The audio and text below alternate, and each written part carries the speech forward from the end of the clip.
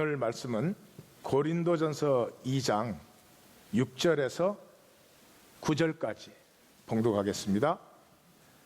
그러나 우리가 온전한 자들 중에서는 지혜를 말하노니 이는 이 세상의 지혜가 아니요 또 이 세상에서 없어질 통치자들의 지혜도 아니요 오직 은밀한 가운데, 이 단어는 비밀한 가운데입니다. 비밀한 가운데 있는 하나님의 지혜를 말하는 것으로서 곧 감추어졌던 것인데 하나님이 우리의 영광을 위하여 만세 전에 미리 정하신 것이라. 미리 정했다, 예정했다 그랬죠. 이 지혜는 이 세대의 통치자들이 한 사람도 알지 못하였나니 만일 알았더라면 영광의 주를 십자가에 못 박지 아니하였으리라.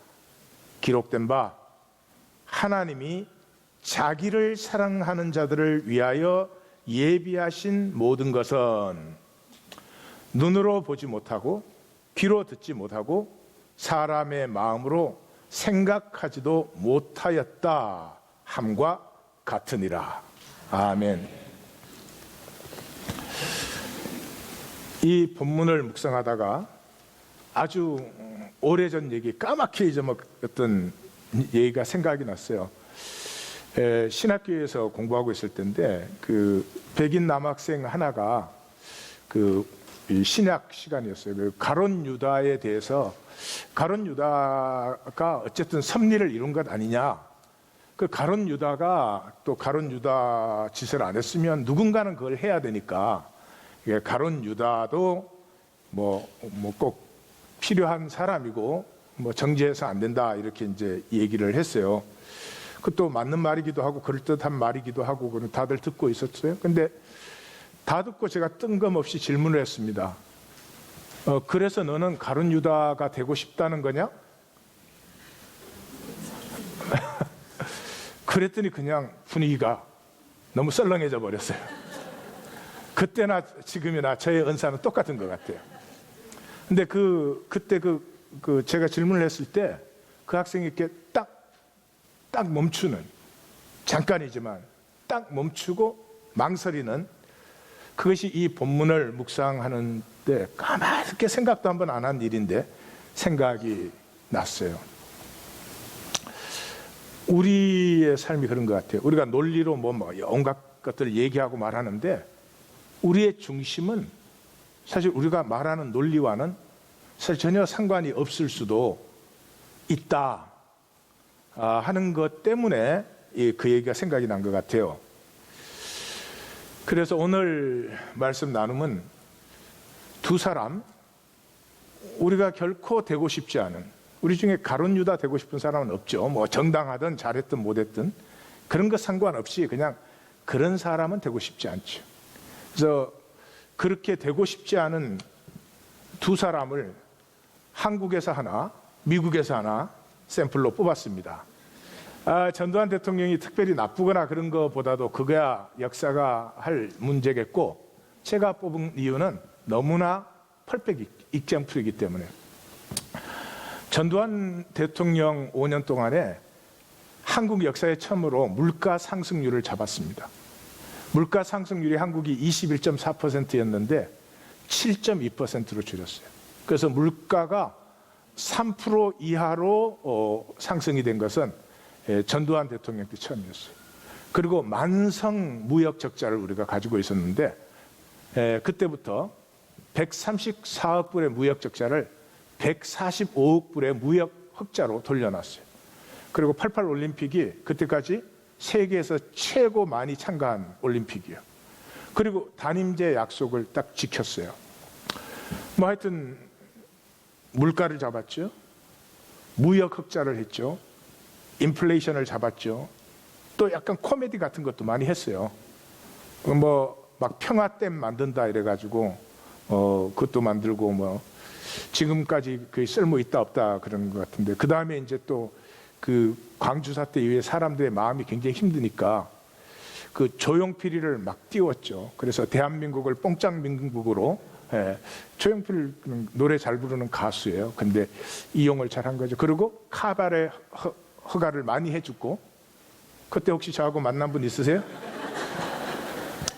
그리고 처음으로 칼라 TV를 들여왔죠. 칼라 TV 들어오고, 그 다음에 야구를 프로야구로 만들고, 하여튼 사람들의 마음이 하여튼 5.18에 있지 않도록 굉장히 노력을 많이 했어요. 코미디 같이. 예, 뭐 우리 전통적인 종목 씨름 같은 거를 이렇게 활성화시키고 막 그렇게 했어요. 그렇게 해야 또 뭐 대통령 물론 순전히 독재로 한 거니까 그렇지만은 어쨌든 뭐 평가는 엇갈릴 수가 있는데, 우리 중에 전두환 대통령처럼 되고 싶다, 그런 분은 아마 없을 것 같아요. 예, 혹시 있다면은, 돈을 사과개짝으로 받았으니까 혹시 있다면은 저는 좀 문제가 되는 분이요.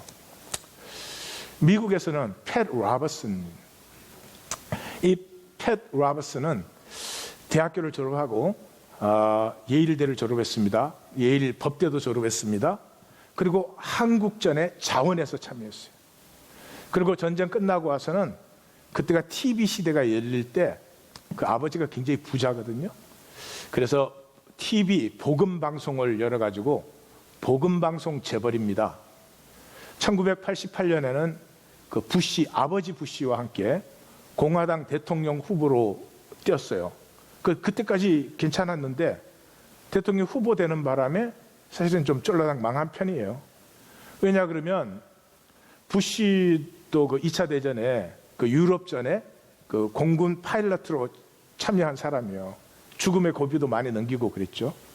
그 자기도 한국전에서 용감히 싸웠다 이랬는데, 그 같이 장교하던 친구가 나와갖고 아니다, 쟤는 리콜드 오피서다 이렇게 얘기를 했어요. 그 뭐냐 그러면, 그 아버지가 공화당 상원 의원이니까 그 백으로 일본 도쿄에 있는 그 헤드쿼터에서 맨날 근무하면서 주로 쟤는 게이샤 집에 가서 크리스찬이니까 성만찬을 많이 하더라 이런 거예요. 예. 그래 쫄라당 망했죠. 그래서 뒤를 캐보니까 전쟁터 가까이 가본 적도 없어요. 그리고 예일대에서는 굉장히 수치로 생각합니다, 이 사람을.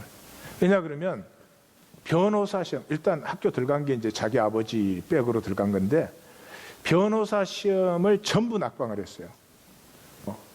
그래가지고 아버지 돈이 많으니까 복음주의 TV 방송을 열어가지고 이제 뭐 이렇게 완전히 복음주의 그 TV의 뭐 대표 주자가 됐다 그럴까요? 그런 거예요. 근데 하여튼 날이 갈수록 이제 점점 이제 본체가 나타나는 거죠. IT에 지진이 났는데 쟤들이 부두교 믿어가지고 하나님 저주받은 거다 이렇게 얘기를 했어요. 아마 기사들 그때 다 보셨을 거예요. 하나님 저주하시면 전에 집이나 저주하지 왜 IT를 저주해? 또 와싱턴에 지진 나니까 이게 주님의 재림의 징조다. 근데 재림의 징조가 그때 왔는데 아직까지 주님이 차가 좀 고물이라서 천천히 오시는지. 그리고는 이제 제일 하여튼 여러 가지가 있었는데 제일 핵심적인 것은 방송에서 이제 상담을 하는데, 어떤 여성분이 이제 자기 친구가 치매가 걸렸는데 남편이 그 아내는 돌보지 않고 바람을 피운다. 이 어떻게 해야 되냐? 그러니까 이 팻 로버슨이 자기 뭐가 있으니까 그 치매에 걸린 아내는 죽은 거나 마찬가지다. 바람 피워도 된다 이런 거예요. 훌륭하신 분이요. 이 미국의 복음주의 크리스찬을 대표하는 사람. 두 가지. 낙태 반대, 동성애 반대. 그 딱 하면 자기는 복음주의야. 그 다음에는 이민차별, 소수계 차별, 이라크 전쟁, 다 미국의 복음주의자들이라고 하는 사람들이 다 후원해가지고 만든 거 아니에요. 팻 로버슨, 금수저 몰고 태어나가지고 잘 산 사람이에요. 근데 아마 미국 사람들에게 한번 물어보세요. 팻 로버슨처럼 되고 싶으냐? 아무도 되고 싶지 않다 그럴 거예요. 그러나 그 두 양반이 어떻게 살든지 그건 내 문제가 아니고, 제가 이 얘기 드리는 이유는 이거예요. 우리가 그 자리에 있었다면, 우리가 그 자리에 있었다면, 내가 대통령 자리에 있었다면 내 권력 이용해서 나와 내 일가 친척들의 이익을 도모하지 않았겠나? 자신 있으십니까? 내가 상원 의원의 아들로 태어나서 부잣집 억만장자의 아들이라면 적당히 공부해도 인류 대학 들어갈 수 있고 돈 갖고 뭐든지 할 수 있고 정말 목숨을 걸어야 되는 전투 현장에 나아갔겠는가? 우리 중에 나는 안 그랬을 거야 라고 답변할 수 있는 사람은 많지 않을 것입니다. 남에 대해서 말하고 판단하고 손가락질 할 수 있는데 내가 그런 삶을 사는 것은 또 다른 문제다 하는 얘기죠. 그럼 오늘 본문 얘기로 들어가겠습니다. 고린도전서 2장 6절에서 16절까지는 첫 번 6절에서 9절 우리가 오늘 읽은 부분이죠. 감추어진 비밀의 지혜가 있다는 거죠. 그 다음에 10절에서 16절까지는 우리는 그 비밀을 알고 우리는 그 비밀의 지혜를 가르치는 자다, 이런 말이에요. 왜 바울이 그런 말을 지금 하고 있나 한번 보십시다. 시작해서 우리가 말하는 지혜가 있다는 거죠. 비밀한 지혜요. 그런데 그걸 온전한 자에게 말하는 지혜라는 거죠. 그러니까 여기 두 가지가 이제 강조돼서 우리가 말하는 지혜가 있다. 누구에게? 온전한 자들에게. 근데 고린도전서를 지금 쭉 읽어 오셨으니까 느끼겠지만 사도 바울은 우리를 굉장히 강조를 하고 있습니다. 심지어 1장에서는 주 예수 그리스도를 얘기하는데 우리 주 예수 그리스도 그렇게 합니다. 1장 2절에는 우리의 주 대신 예수 그리스도 그렇게 해요. 그리고 너희라는 말을 13번을 합니다. 그러니까 의도적으로 우리와 너희를 이렇게 분리시키는 거죠. 결정적인 것은 이것이에요. 십자가가 우리에게는 하나님의 능력과 지혜야. 네. 이걸 3번을 강조합니다. 그리고 제일 마지막에는 이렇게 말해요. 십자가가 우리에게는 하나님의 지혜요, 의로우며 거룩하며 구원함이다, 이렇게 얘기를 해요. 그 말은 뭐예요? 두말할 것도 없이 너희에게 십자가는 지혜도 아니고 의도 아니고 거룩함도 아니고 구원함이 아니야. 너희는 구원받았다 그러는데 의가 나타나? 너희가 거룩해지고 있어? 아니지, 그런 말이에요. 그래서 첫 번째 이제 큰 단락이 4장에서 끝나는 건데 4장 끝부분에 가면은 너희와 우리를 5번을 대조시켜요. 거기서 이렇게 말해요. 너희 배불렀구나. 영적으로 충만하구나. 너희는 왕노릇 하는구나. 이제 알아서 다 다스리는구나. 너희가 모든 것을 다 아는구나. 너희는 지혜롭구나. 너희는 강하고 존귀하구나. 근데 우리는 죽이기로 결정된 자 같아. 끄트머리, 하나님이 끄트머리에 두신 자 같아. 온갖 것에 사람들에게 구경거리가 되고 어리석고 약하고 비천하다. 이렇게 해서 너희와 우리를 이제 대조를 시키고 있습니다. 자, 그 왜 대조시키나 보겠어요? 그 다음에는 이제 온전한 자. 우리가 말하는 지혜가 있는데 그걸 온전한 자들에게. 온전한 자들이라는 이제 단어는 텔레오스 그래요. 텔레 그러면 디자인. 그래서 설계대로 마감된. 그러니까 하나님의 설계가 뭐예요? 만유를 하나 되게 하는 것이니까 여기에 온전한 자들이라고 하는 것은 다른 종교나 사상이나 철학에서 말하는 것처럼 무슨 덕도한 어떤 경지에 이르른 해탈한 그런 의미가 아니고 성경은 항상 하나 됐어. 연약해도 좋아요, 부족해도 좋아요. 내가 나로 진실되죠. 내가 나로 진실되면 나와 너 사이에 가리는 게 막힌 게 없는 거죠. 내가 나로 진실되고 너가 너로 진실되고. 그 하나됨에 하나의 모든 비밀이 들어있다. 이게 이제 신약이에요. 그래서 대표적인 것, 이 사도 바울이 텔레오스 잘 쓰는 단어인데 대표적인 것이 에베소 4장 13절이에요. 우리가 다 하나님의 아들을 믿는 것과 아는 것에 하나가 돼요. 하나가 돼요. 하나가 됐다는 것이 무엇이냐? 온전한 사람을 이루어.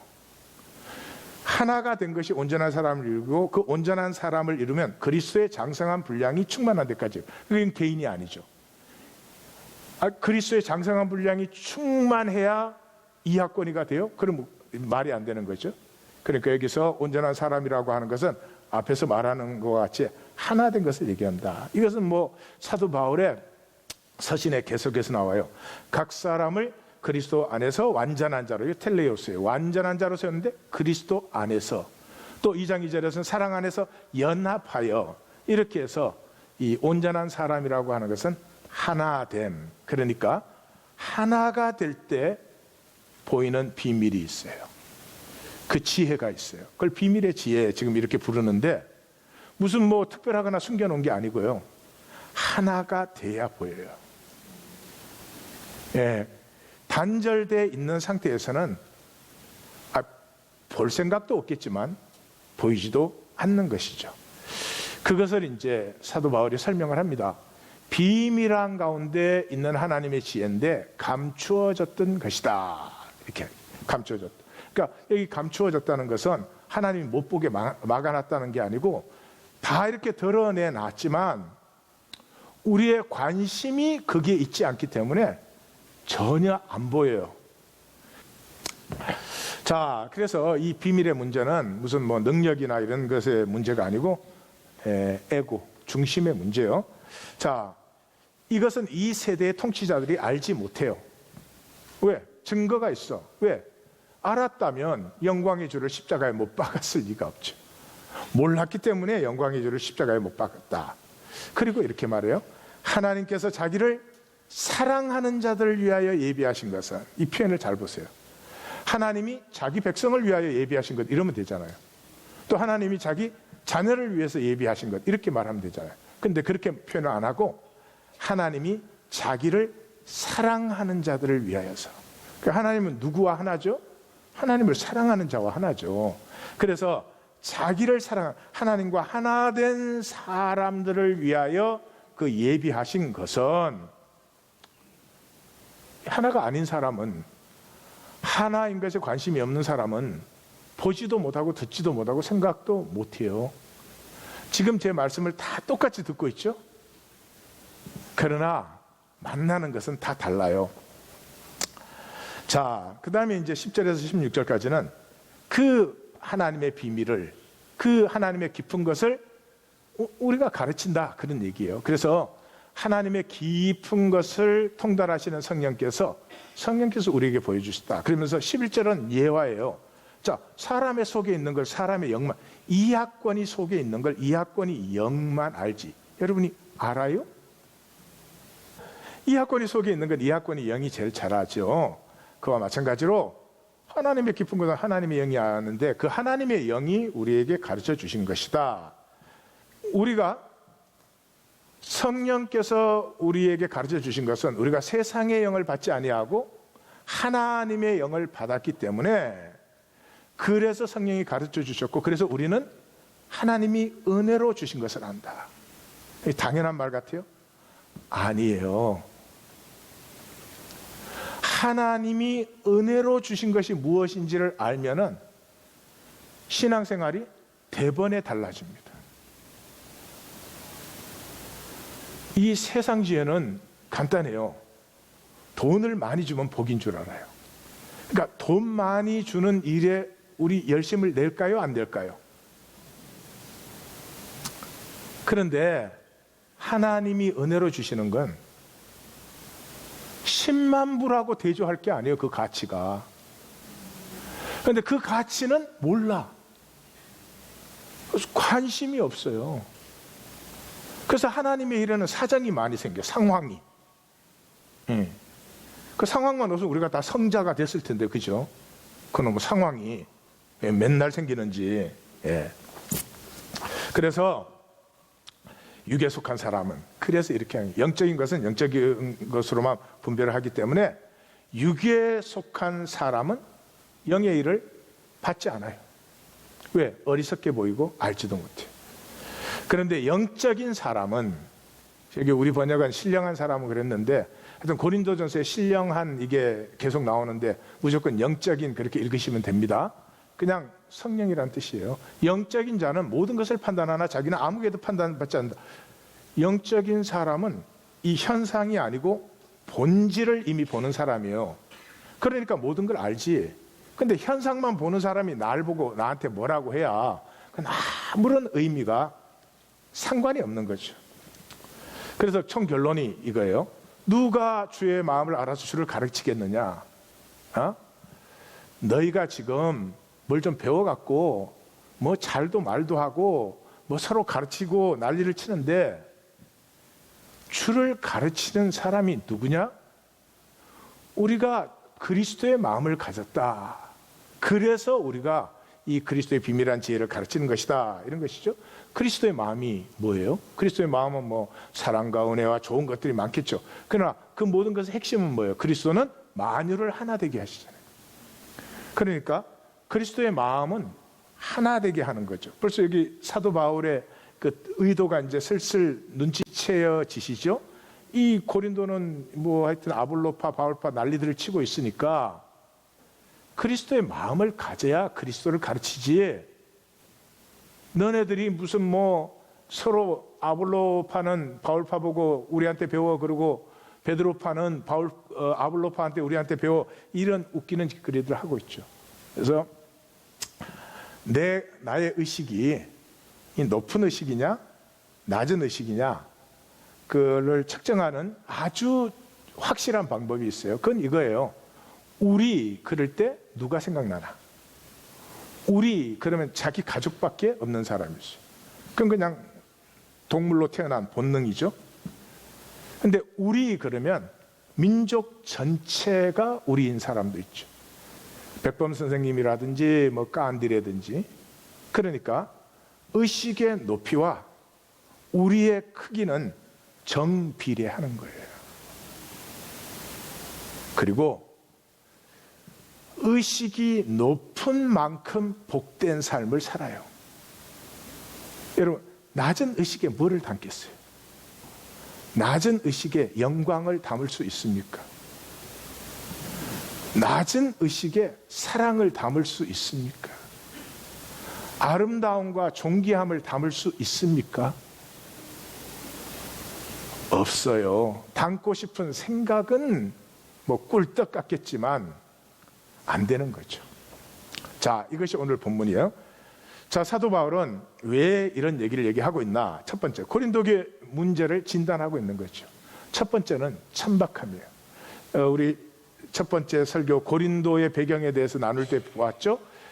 여기는 한쪽은 고린도만, 한쪽은 살로니카만, 로마의 최대 항구 무역로의 중심. 그래서 사람이 모여드니까 이스트미아 제전을 2년마다 열어가지고 하여튼 로마 제국의 모든 돈이 고린도로 다 몰리는 것 같아요. 그게 성적으로는 한없이 문란함. 그러니까 돈과 육체는 필요한 거지만 사람을 천박하게 만들어요. 돈과 육체 없이 살 수 없죠. 잘 누리세요. 그렇지만 돈과 육체가 전부다 그러면 사람이 천박해지는 거죠. 그래서 고린도인 같아 그러면 성적으로 문란한 사람을 말하는 거고, 이게 술주정뱅이를 표현하려면 고린도 모자를 쓰면 술주정뱅이가 되고, 고린도인처럼 말한다 그 말은 말도 안 되는 걸 궤변으로 막 잘 갖다 붙이는 것을 이렇게 말하는 그런 천박함이에요. 천박함이 있으면 반드시 삶이 이원론적이 돼요. 예. 천박하면 항상 상황 탓을 해요. 예. 사실은 나는 이런데 상황 때문에 이거야 이래요. 그냥 이렇게 살았으면 이게 나야 그러세요. 그리고 저렇게 살았으면 저게 나야 그러세요. 나 이렇게 살았는데 나는 요거야 그러지는 마세요. 그러면 내가 부족하게 살았는데 내가 부족해 그러면 그 사람 잘 알아요. 내가 의롭게 살았는데 내가 의로워 그러면 그 사람은 또 그 사람 나름대로 생명에 힘이 생겨요. 그런데 살기는 이렇게 살면서 내가 이렇다, 요 사이에는 상황이 있고 핑계가 있고 이유가 있고 그런 거죠. 변명이 있고. 그러면은 자라질 않죠. 자라질 않죠. 그게 갇혀 있죠. 그러니까 말하는 대로 살 수가 없어요. 이 이원론에 사로잡혀. 천박한 사람은 항상 말은 이렇게 했지만 사는 건 이렇게 해. 예스면 예스, 노면 노. 그래야 되는데 예스가 노인지 노가 예스인지. 뭐 짧게 한다는데 짧은 게 긴지 긴 게 짧은 건지. 이렇게 되면 안 되는 거죠. 이 고린도의 이원론은 아볼로의 영향도 좀 있는 것 같아요. 왜냐 그러면 아볼로가 에베소에서 가르칠 때 보면은 이 사람이 예수의 십자가가 구약의 완성이다. 이 고난받는 종의 예언을 완성한 거다.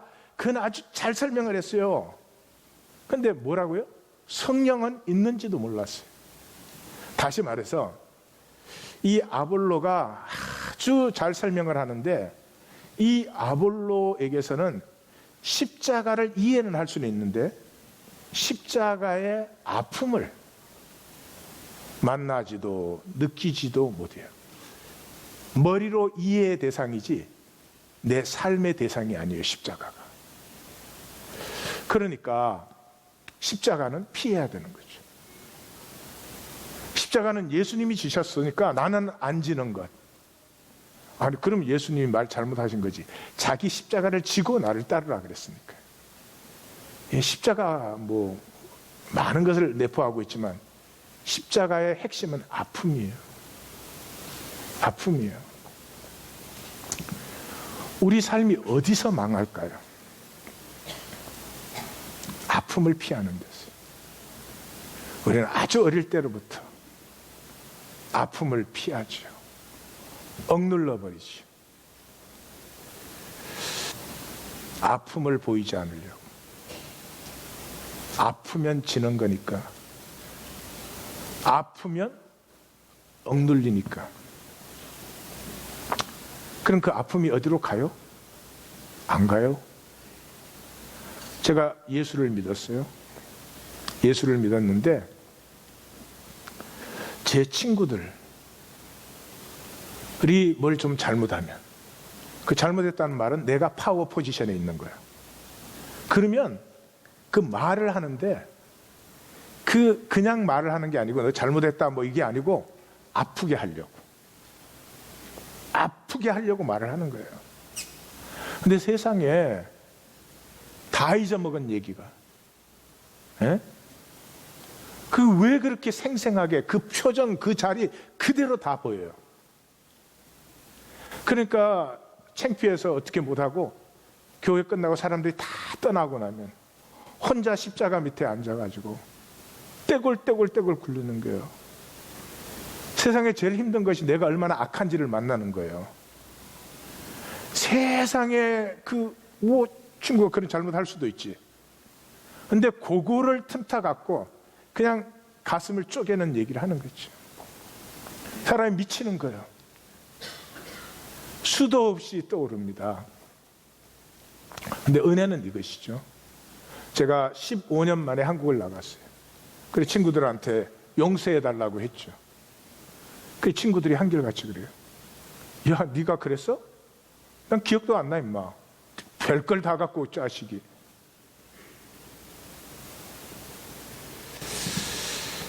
만 3년, 딱 예수 영접하고 만 3년. 내 아픔을 만나는 시간이었어요.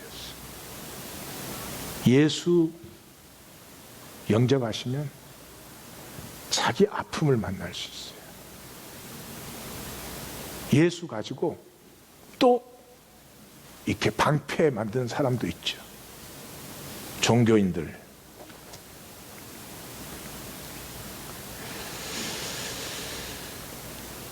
십자가가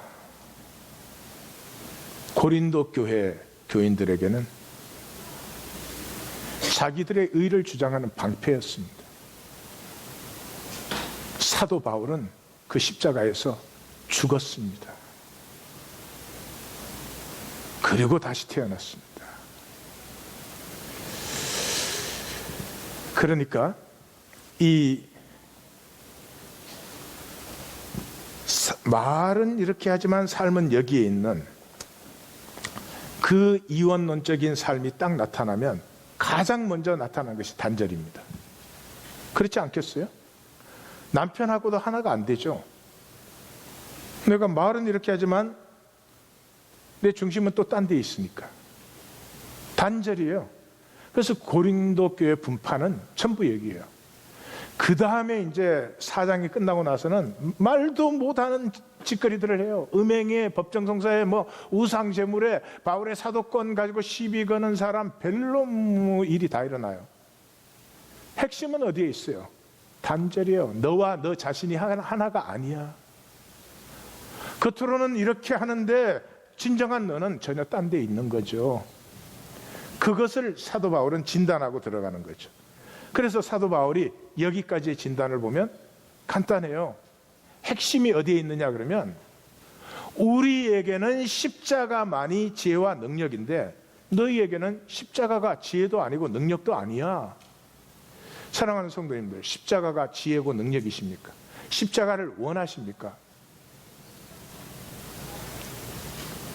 십자가를 원하지 않으시면은 제 생각에는 인생을 굉장히 낭비하시는 거예요.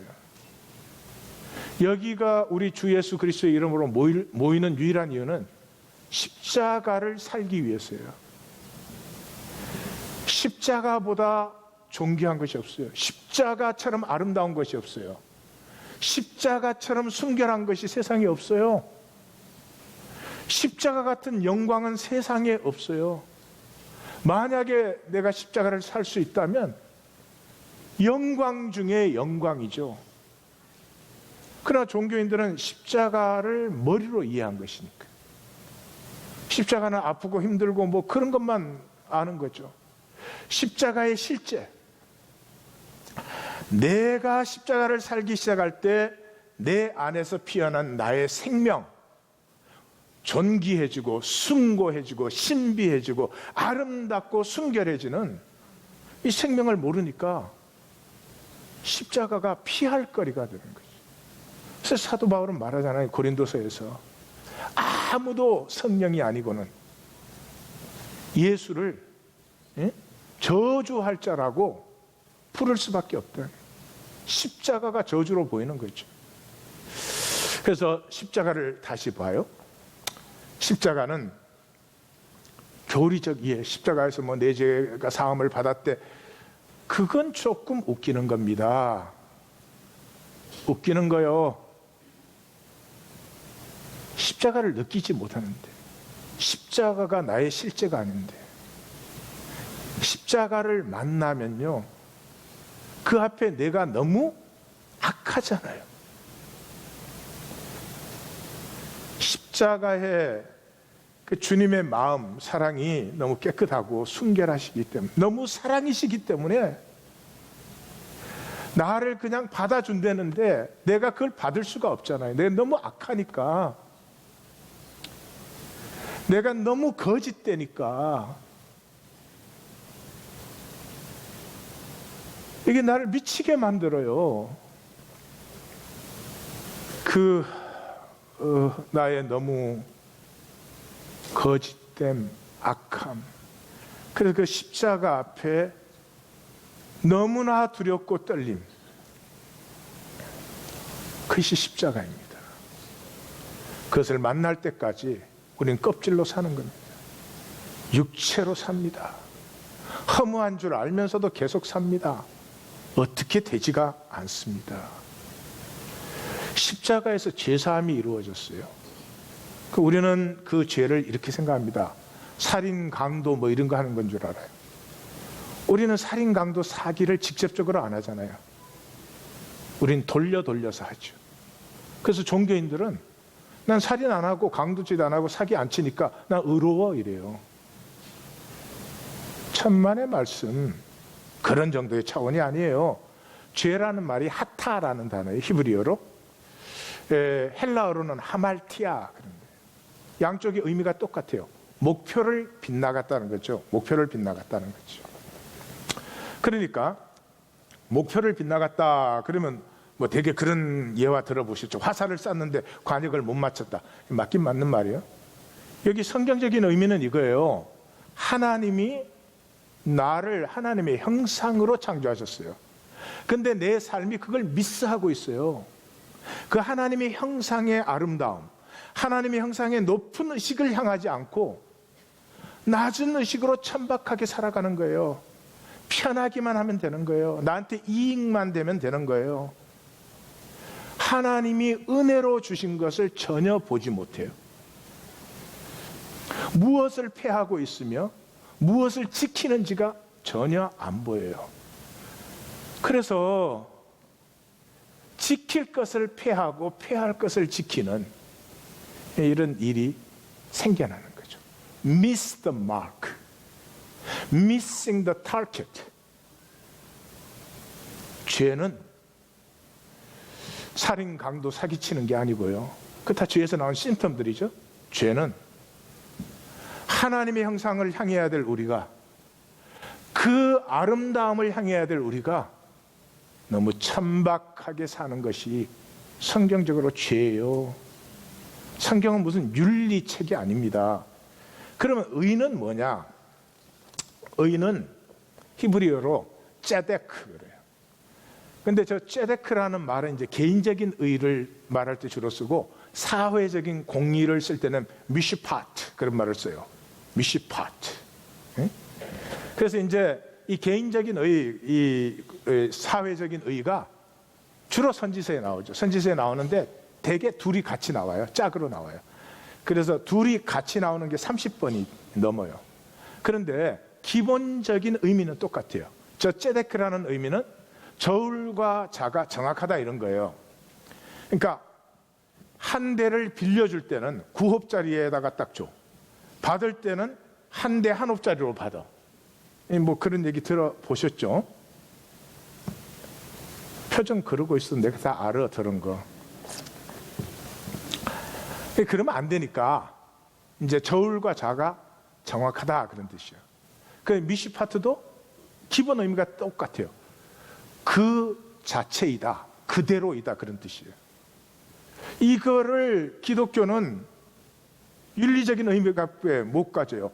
그래서 뭐 이렇게 빌려줄 때 저울추를 다르게 쓰면 안 된다. 아니요, 성경의 뜻은 내가 나 그대로다. 그게 의예요. 내가 나 그대로다. 그럼 무슨 생각나요? 하나님이 나는 나다. I am who I am 생각나시죠? 그런 것이죠.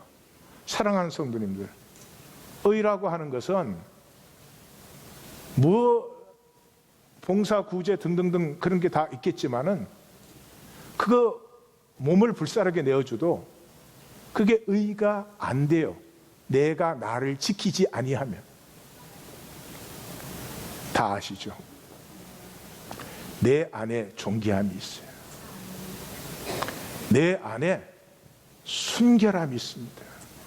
세상의 은과 금을 다 주어도 바꾸지 못할 순결함, 고귀함, 신비, 이 숭고함, 이것이 생명의 특징이에요. 이거를 억눌러 놓고 너무 안타깝죠. 세상의 삶이라는 것. 너무 안타깝죠. 비할 바가 안 되는 거죠. 그래서 우리와 너희를, 오늘 본문에서 우리와 너희를 이렇게 대조시키는 바울의 의도는 3장 18절에 가서 나타나요. 아무도 자신을 속이지 말라. 이중적으로 살면서, 살기는 이렇게 살면서, 그러나 사실 나는 이런 사람이야, 이건 스스로 속이고 있는 거죠. 그런 지혜 부리려거든 어리석은 자가 되어라. 여러분, 어리석다는 말은 여기서 무슨 미련하다 그런 뜻이 아니죠. 우리가 언제 가장 어리석어집니까? 사랑할 때죠. 그래서 부모는 자식에게 참 어리석어 보여요. 이원론으로 살지 말아라. 제가 10,000번 설교해 소용없어요. 언제 이원론을 넘어서서 내 자신으로 삽니까? 사랑할 때예요. 어리석은 자가 되는 것이 진정으로 지혜로운 자가 되는 것이다. 그리고는 그 결론을 이렇게 내립니다. 높은 의식을 가져라. 21절에서 그런즉 사람 자랑하지 말아라. 만물이 너희 것인데. 그리고 22절에서 아볼로든 게바든 바울이든 다 너희를 위해서 있는 것이 하나님이 너희를 위해서 사용하시는 것 아니냐. 그리고 23절의 결론이 너희는 그리스도의 것이요 그리스도는 하나님의 것이다. 아마 신앙생활을 좀 하신 분이라면 이 말씀을 들으면 우찌무라 간조가 생각이 날 거예요. 우찌무라 간조가 I for Japan, Japan for the world for the Christ, and all for God. 예, 이 기절에서 그런 선언을 했죠. 그리고 일본의 그 전쟁을 반대했죠. 일본이 온 세상에 복이 되어야 되는데 전쟁이나 일으켜서는 안 된다. 그래서 투옥당하고 고문도 받고 고생을 많이 하셨죠. 그 우찌무라 간조는 그 윌리엄 클라크라는 분을 만나서 이제 그리스도인이 됐습니다. 윌리엄 클라크라고 하는 분은 농학자예요, 농학자. 그래서 홋카이도에 농업학교 세우고 그 가르치고 농사 지으러 온 사람이에요. 그래서 그 신기술을 배우려고 학생들이 모였는데 6개월 만에 모인 학생들이 전부가 그리스도인이 됐어요. 왜? 사니까. 십자가를 살면은 그렇게 파워풀해요. 6개월 만에 전부가 그리스도인이 되어버렸어요. 그래서 8개월 만에 추방당했어요. 일본 정부가 추방시켰어요. 이 사람 있었다가는 그때 예수 믿은 사람 중에 하나가 우찌무라 간조예요. 8개월 배웠어요. 그리고 일본의 성자가 됐어요. 우리하고 뭐가 달라요? 우리는 말만 해요. 살지를 않아요. 그냥 사는 것을 배웠어요. 이 우찌무라 간조 밑에서 이 8개월 복음 배운 사람 밑에서 한국 기독교가 싹 터나왔습니다. 김교신 선생님, 한석헌 선생님, 정창환, 송두용 이런 분들이 다 그 밑에서 배운 제자들이죠. 만물이 너희 것인데. 에고의 사람은 것 그러면 지 소유로 생각을 해요. 저주죠. 것 그러면 뭐예요? 내가 누릴 대상이죠. 내 아내가 내 소유가 되면 저주죠. 내 아내가 나의 누림의 대상이 된다면 얼마나 아름다운 생명의 반려자이겠습니까? 말씀을 마감합니다. 말씀이라는 것이 무엇입니까?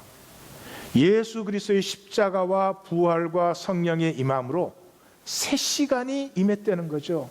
신약에 제일 먼저 적힌 책이 마가복음이죠. 마가복음 시작이 뭐예요? 아르케, the beginning. 진짜로 새 시간이 시작됐다는 거죠. 억누르고 거짓으로 척하고 진심은 살아보지 못하는, 종신토록 땀 흘려 수고하고도 가시드물과 엉겅기처럼 쓰러지는 그 시간은 끝났다는 것이죠. 정말로 생명을 살릴 수 있는 새 시간이 출발되었다는 거죠. 진정한 혁명입니다. 생명이 피어날 때, 우리가 뭘 하는 것이 아니고 우리 안에 있는 생명이 피어날 때가 진정한 혁명이, 진정으로 새로운 삶의 길이 이 땅에 열리는 때죠. 그래서 어른스트 블로우라고 하는 독일의 철학자인데 나치 때 핍박을 받아서 미국으로 피신 왔죠. 성경을 읽고 혁명을 꿈꾸지 않는 자는 성경을 잘못 읽은 것이다. 이 블로우의 제자 중에 한 사람이 몰트만입니다. 몰트만이 진정한 혁명은 성경 없이는 불가능하다 그랬습니다. 2017년을 출발하면서 사람을 쳤습니다. 사람을 쳤습니다. 사랑으로 생명을 피울 자를, 십자가를 함께 살 사람을 찾습니다. 여러분, 석탄과 다이아몬드는 똑같이 탄소입니다. 똑같이 탄소입니다. 그런데 550도, 섭씨 550도 이상의 고열에서 평방인치당 750톤 이상의 그 프레셔를 계속 받으면 그 탄소는 다이아몬드가 되는 것입니다.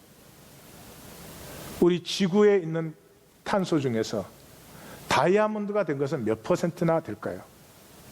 0.001%일 것입니다. 하나님이 하나님의 생명을 담기 위해서 우리 몸을 창조하셨습니다. 우리 몸이 얼마나 신비한지 아십니까?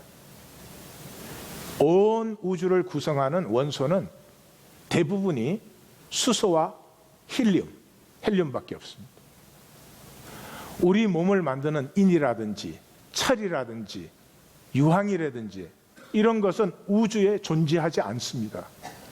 근데 그게 어떻게 만들어진 줄 아십니까? 우리 몸을 만드는 90개의 자연 원소가 어떻게 만들어진 줄 아십니까? 별이 한 생애를 살고 마지막 폭발할 때 그걸 슈퍼노바 초신성이라고 합니다. 그때는 빛이 몇백만 배로 밝아지기 때문에 이 관측하는 사람들의 그 꽃이죠. 그 일생에 볼 수 있는 그 수백억 년을 사는 별도 있죠. 그런데 그게 폭발할 때는 불과 몇 분 사이에 다 폭발해 버립니다. 그런 폭발 때 우리 몸을 만드는 원소들이 그때 제조가 되는 것입니다. 보이십니까? 하나님이 자기의 영을, 자기의 생명을 담을 몸을 창조하기 위해서 그 하나님의 영광로에서 얼마나 재련해서 마지막 순간에 우리 몸을 이루는 이런 원소들을 창조해서 인간의 육체가 있게 하셨습니다. 그 육체로 무엇을 살 것입니까? 순간순간 이익이나 챙길 것입니까? 그다가 육체가 썩어질 것입니까? 이 육체로, 이 신비한 육체에 담아준 하나님의 생명을 영광스럽게 피워낼 것입니까? 우리가 오해하는 것 중에 하나가 이것입니다. 하나님이 실패했다는 것입니다. 구약 역사에 하나님 실패했다는 거죠. 예? 하나님이 말이지 그렇게 에덴 동산 만드는데 인간이 그 모양 해버렸어? 그 출애굽 다 시켰는데 광야에서 다 죽었어? 또 그 다음 세대를 그 약속의 땅에 들여보냈더니 전부 자기 소견에 옳은 대로 해서 엉뚱한 짓만 했어? 결국은 포로로 잡혀가고 그래도 안 됐어? 하나님 실패했다. 아닙니다. 아닙니다. 천만의 말씀입니다. 하나님은 정확하게 자기 역사를 창조해 가시고 이끌어 가시고 완성해 가고 계십니다. 광야에서 다 망했습니까? 아닙니다. 세 사람, 모세와 갈렙과 여호수아. 다이아몬드를 뽑아내기 위해서 얼마나 많은 탄소가 필요한지 아십니까? 하나님은 지금도 그 역사를 진행하고 있습니다. 적어도 바라볼 수는 있지 않을까요? 예? 38년 된 병자 되어서 변명만 하고 있으면 되겠습니까? 상황이 이래요. 도와주는 사람이 없어요. 그렇게 말만 하고 있으면 되겠습니까? 바라볼 수는 있다고 생각합니다. 저는 함께 바라볼 사람을 찾습니다. 예수의 이름으로 모였다면 당연히 바라봐야 된다고 생각을 합니다. 우리가 결과를 만드는 존재는 아닙니다. 그러나 바라보아야 됩니다. 천박한 것을 바라보지 마십시다. 자, 이 바라보면은 네 가지가 있습니다. 약속의 신실함, 하나님이 반드시 합력하여 선을 이루신다.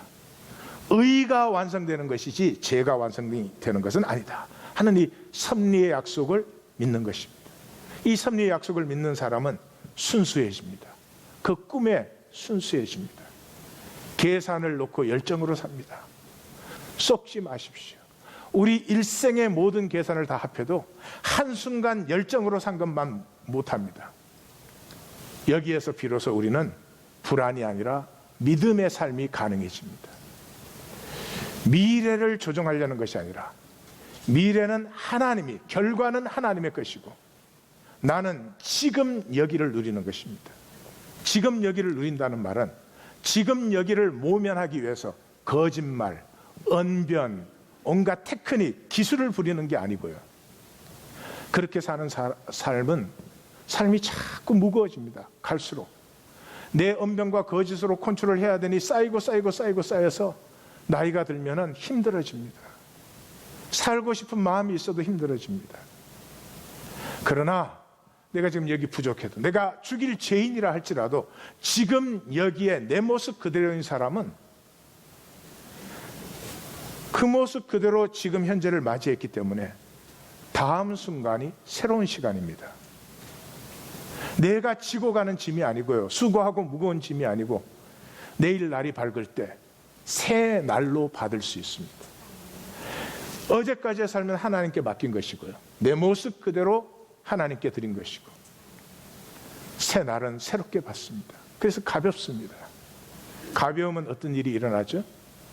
생명의 날개가 비로소 펼쳐지기 시작합니다. 이 생명의 날개를 펼칠 때 더 이상 나만이 아니고 우리입니다. 여기저기에 아픔이 느껴지기 시작합니다. 손을 내밀고 잡아주기 시작합니다. 사람을 찾습니다. 내 안에 숭고함을 지킬 자를 찾습니다. 여러분, 성인들의 그림을 보면 아우라가 있잖아요. 그 아우라가 뭐예요? 현실의 천박함이, 현실의 거짓과 악함이 끊임없이 유혹하지만 내 안에 스스로 내 숭고함을 지키는 이것 때문에 그 현실의 천박함과 거짓됨을 막아주는 아우라가 우리에게서 피어나야 되는 것입니다. 사도 바울의 오늘 본문을 한마디로 말하면 이런 것입니다. 너희가, 고린도 교인들을 향해서 너희가 다이아몬드는 척하고 있는데 너희는 유리 조각이야. 다이아몬드가 되라고 하나님이 부르셨잖아. 그러면 이제 척은 그만하고 우리와 함께 다이아몬드가 되지 않겠니? 기도하십시다.